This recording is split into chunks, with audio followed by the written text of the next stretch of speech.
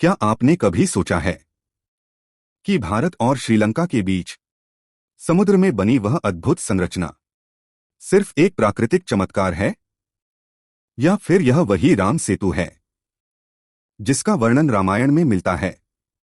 आज हम जानेंगे राम सेतु की पूरी कथा, और यह भी कि विज्ञान इसके बारे में क्या कहता है।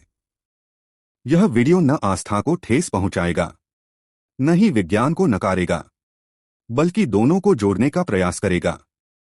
माता सीता का हरण कर लंका ले गया था रावण। सीता को मुक्त कराने के लिए राम अपनी वानर सेना के साथ दक्षिण समुद्र के तट पर पहुंचे, पर सामने था अथाह समुद्र। ना नाव, ना जहाज, ना कोई मार्ग। राम ने 3 दिन तक समुद्र तट पर तपस्या की। उन्होंने समुद्र देव से विनती की, मार्ग दो ताकि धर्म की स्थापना हो सके। जब समुद्र शांत नहीं हुआ, राम ने धनुष उठाया। तभी समुद्र देव प्रकट हुए और बोले, हे राम, समुद्र को सुखाना उचित नहीं, पर उस पर सेतु बनाया जा सकता है।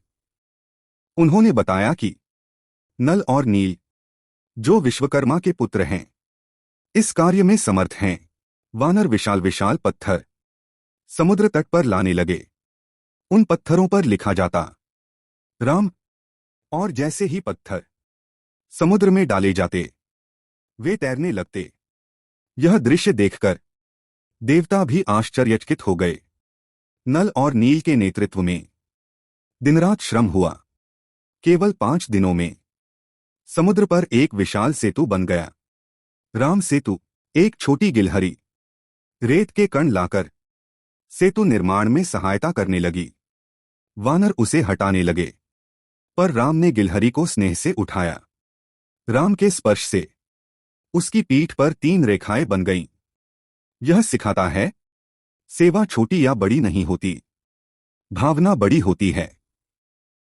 आज के समय में नासा और इसरो के उपग्रह चित्रों में रामेश्वरम भारत और मन्नार द्वीप श्रीलंका के बीच लगभग 48 किलोमीटर लंबी चूना पत्थरों की श्रृंखला स्पष्ट दिखाई देती है। विज्ञान इसे एडम्स ब्रिज रामा सेतु फॉर्मेशन कहता है। इसका अस्तित्व अविवादित है।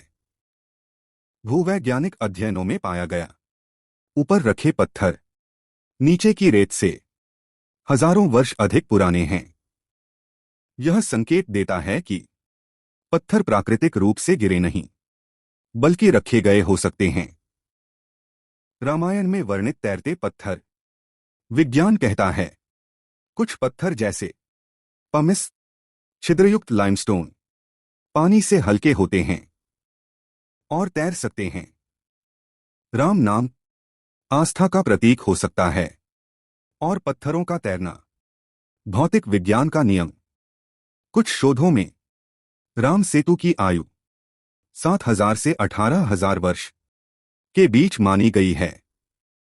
यह कालखंड रामायण के अनुमानित काल लगभग 5000 प्लस BCE से मेल खाता है।